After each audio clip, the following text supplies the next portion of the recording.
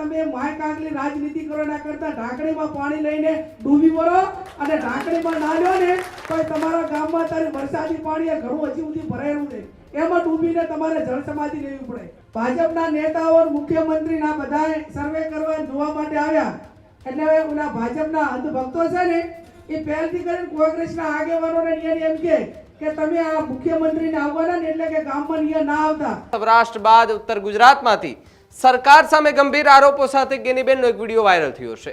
બનાસકાંઠાના સાંસદ ગેનીબેન ઠાકોર આક્રમક અંદાજમાં એ જોવા મળ્યા છે।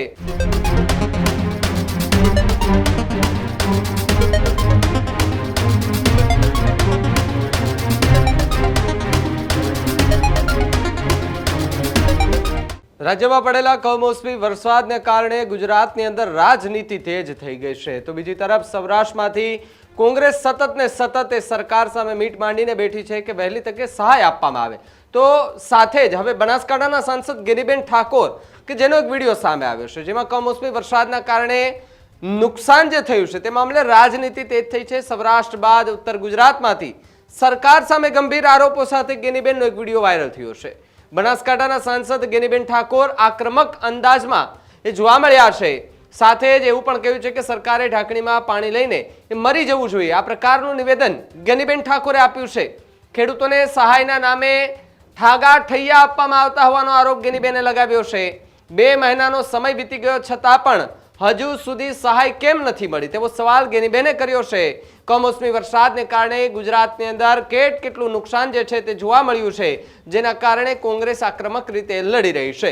સાથે જ સૌરાષ્ટ્રમાંથી આવતીકાલે જે યાત્રાનું પણ આયોજન કરવામાં આવ્યું છે, આ યાત્રા સોમનાથથી શરૂ થશે અને ત્યારબાદ દ્વારકા ખાતે પૂર્ણ કરવામાં આવશે।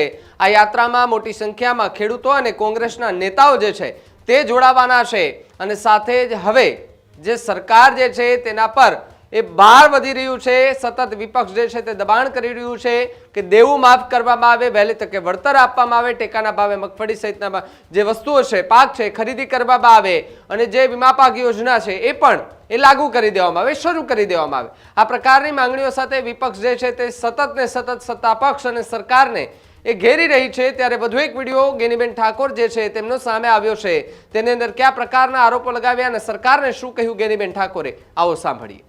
આ સરકારે જેવી સત્તા ઉપર આવ્યા પછી પહેલી ખેડૂતોના તમામ ઉપર એને જીએસટી લગાડી, એટલે આવા અનેક પ્રશ્નો છે।